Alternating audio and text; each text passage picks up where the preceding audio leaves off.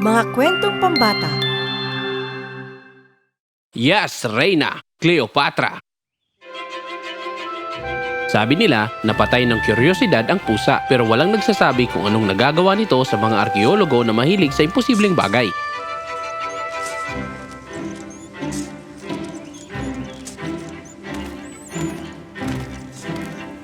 Bakit tayo naguhukay sa ilalim ng pizza joint? Nakita ng Grand Penetrating Radar ang kakaibang struktura 12 metro ang lalim. Isa pa, mura ang renta. Omara, ang ibig sabihin ng anomalous sa archaeology ay baka ito ang magpapaangat ng career natin o magwawakas ng napakaganda. 15 taon nang pinag-aaralan ni Dr. Nadine ang mga patay na sibilisasyon. Ngayon, isa sa kanila ang magbabalik ng pabor. Diyos ko, ano ito? Hindi ito dapat naririto. Yung ganitong klase ng glassmaking technique hindi na-develop hanggang kailanman, Omara. Imposible ito. At sa karanasan ko, ang imposibleng bagay lalong nakakasilaw. Kung alam lang ni Nadine na huli nang nakakaalam ang biktima sa mga nakakatakot na pelikula, baka umatras siya. Sa halip, inalam niya at Dr. Hassan, lumayo ka sa...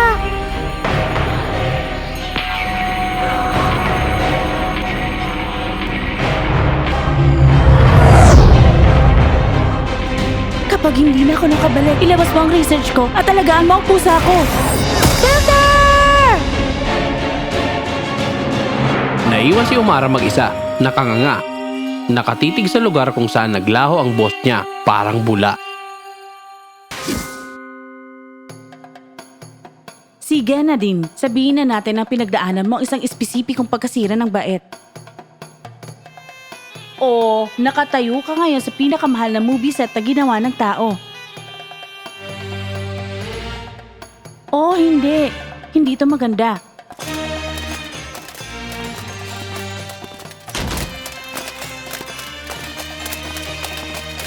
Kumusta? Ang selidrono ay ginawa upang ipadama sa mga dumadalaw ang kanilang kawalang kahalagahan. Gumana ito sa lahat maliban sa mga megalomaniac na Roman general at siyempre sa mga lumikas na mga arkeologo. Teka, siya ba si Reyna Cleopatra?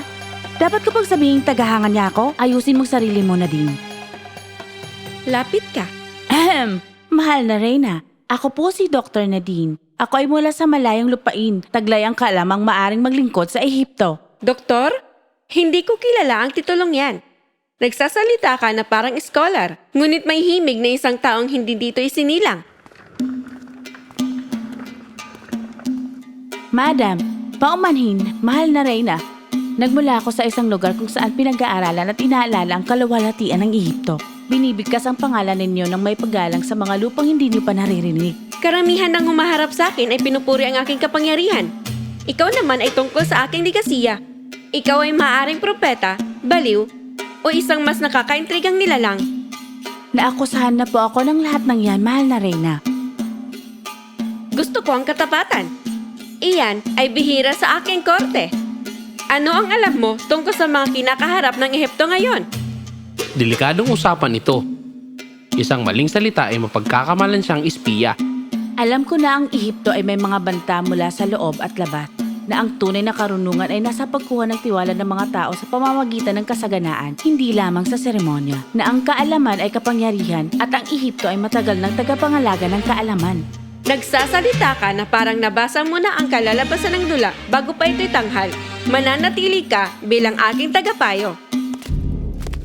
Mahal na Reyna, matalino po ba na pagkatiwalaan ng banyagang ito? Kapitan, may tiwala ako sa mga naglilingkod para sa interes ng Ehipto. Patutunayan niya o may matututunan akong mahalaga. Namigo ang Nile. 3,000 taon ng kasaysayan ang nagturo kay Cleopatra na kapag hindi umapaw ang ilog, bumabagsak ang mga paraon.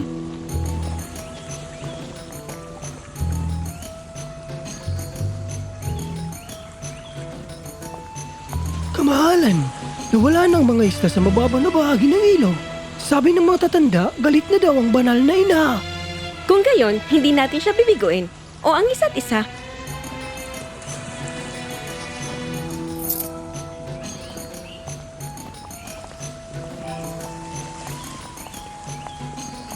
Kunin mo hindi.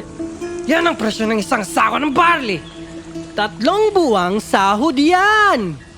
Habang ang iba ay namumuno sa pamamagitan ng takot, si Cleopatra ay namuno sa pamamagitan ng presensya.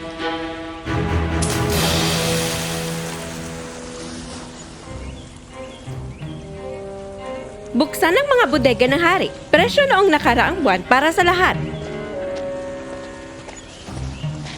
Ang mga imbakan na yan ay para sa palasyo. Ang palasyo ang naglilingkod sa kanyang mga tao, hindi ang kabaliktaran. Malaki ang magiging kapalit niyan. Ano ang silbi ng ginto kung nagugutom naman ang iyong kaharian? Mahal na Reyna, ang kaban ng yaman, 3 buwan lang. Ayos na. Paano kung bayaran natin ng mga tao para sa gawaing bayan, mga kanal at pag-aayos ng pantalan? Ang pagtulong ay nagiging estratehiya. Gusto ko yan. Tama! Kapag bumalik ang pag-ato ng Nile, mas malakas ka. Isang paraon na nagtatrabaho kasamang karaniwang tao, ituturing itong pabayaan ng mga tagapayo ni Cesar. Kung ganon, matututo silang ang reyna ng Ehipto ay hindi yuyuko kanino man. Ang dakilang aklatan, handog ng Ehipto para sa hinaharap. Euclid, Archimedes, Eratosthenes, tinipon nyo ng aking mga ninuno. Balak ko pa itong palawakin. Karamihan ng mga pinuno nagpapagawa ng monumento para sa sarili nila at ikaw ay aklatan? Nawawasak ang mga monumento, ang mga ideya ay nananatili.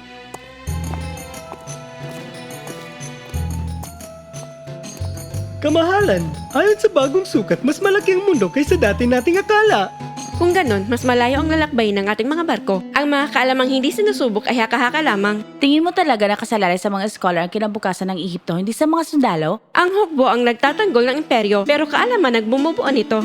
Napagtanto ni Nadine na pinagmamasdan niya ang isang pinunong 2,000 taon ang advance ang pag-iisip. Dumating na ang barko ni Julius Caesar. Gusto ng nakababatang kapatid ni Cleopatra na si Ptolemy na manatiling neutral ang Ehipto, kaya sinakop niya ang pantalan upang pigilan ang kapatid na makipag-alyansa sa mga Romano. Pero si Cleopatra ay maghahanda sa pinaka-iconic na pagpasok sa buong sinaunang kasaysayan. Mukhang kinakabahan ka, Nadine. Nasasaksihan ko ang paghubog ng isang alamat para akong nananaginip. Ang mga alamat ay mga pangalib lang na naging matagumpay kaya pinag-uusapan. Akala ng kapatid ko na naipit niya ako sa labas ng lungsod. Malalaman niyang mali siya. Anong pakiramdam na ang sariling kapatid mo ang humaharang sa'yo? Isa lamang siyang batang ginagamit ng mga tagapayo niya. Gusto nila maging neutral ang Ehipto. Gusto ko ng mas matapang. At saka, mas matanda ako sa kanya.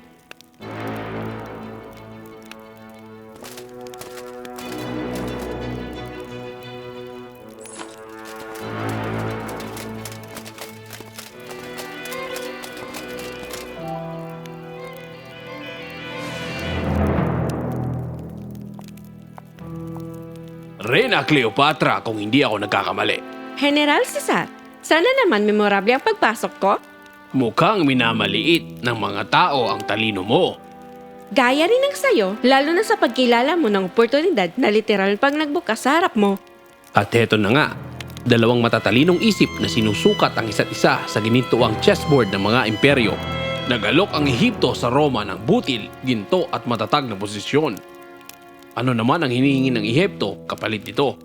Pagkilala, respeto at pakikipag-alyansa. Hindi pagkasakop na nakamaskara bilang proteksyon. Hinahangaan ko ang tindig mo. Salamat, Julius. May kasunduan na tayo. Oo, meron na. Sumisigaw na ng panganib ang kutob ng historiador ni Nadine. Dumaan siya sa mga sekretong lagusan at ang kaalaman niya bilang arkeologo sa plano ng palasyo ay naging napakahalaga. Ang seremonya bukas ay perpektong takip. Lasunin ang royal nectar at magkakaroon ang Ehipto ng mas madaling kontroling pinuno. Pinagpaplanuhan nilang lasunin ng reyna. Paano tayo kikilos ng walang gulo? At kailangan natin ng ebidensya. Huwag kang mag-alala. Hindi natin pipigilan ang plano. Dadagdagan natin ito ng saya. Hayaan natin patunayan ng kanyang kaligtasan ay may basbas ng mga Diyos sa paningin ng mga tao. Para kang politiko na mag-isip, hindi eskolar. Natututo ako sa pinakamagaling. Ang seremonya ng ina ng lahat sa mga tao, muli silang isisilang bilang mapagkalong ina ng kaharian.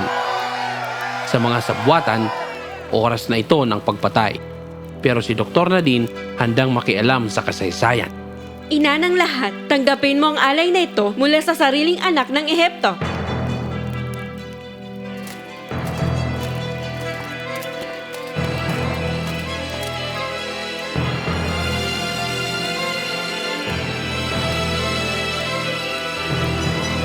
Mahal na Reyna, mag-ingat. May pagtataksil sa ating hanay.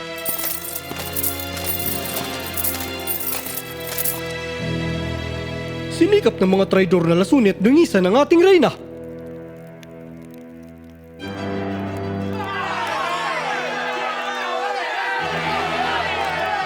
Ang pagtangkang pagpaslang ay naging patunay ng kanilang kabiguan sa halip na tapusin ng aking pamumuno.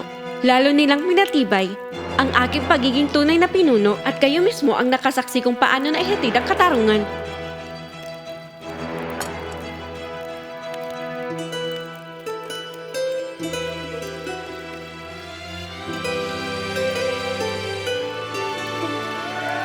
Mabuhay ang reyna! Mabuhay ang reyna! Ang rekleyang nagdala kay Nadine sa nakaraan ay may kambal at alam ito ni Cleopatra mula pa noong simula. Pinaginalaan ko na sa una nating pagkikita. Ang kaalaman mo, ang kumpiyansa mo tungkol sa aking ligasiya, pati ang paggalaw mo sa palasyo na parang isang taong galing sa hinaharap. Alam mong galing ako sa hinaharap? Mas may saysay ang hinaharap kaysa sa ibang paliwanag. At ang salamin na tinitingnan mo palagi at itong relikya ay gawa sa parehong materyales. Wow, hindi ko naisip yun. Dadalhin ka dito pa uwi o maaari kang manatili. Kung mananatili ako, magbabago ang lahat. Baka maging iba ang takbo ng kasaysayan. Marahil may mga bagay talagang dapat baguhin. Marahil, kaya narito ka.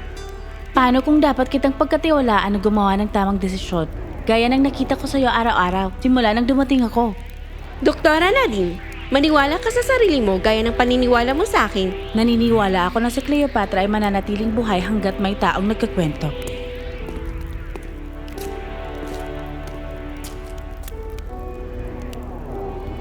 Teka lang, pwede ba tayo mag-selfie? Sang selfie? Iangat mo lang ang dalawang daliri at ngumiti. At nang makabalik si Dr. Nadine sa sarili niyang panahon, naisip niya na ang pinakamainam na paraan upang parangalan ang kasaysayan ay hindi ang bago sapat para matuto mula rito.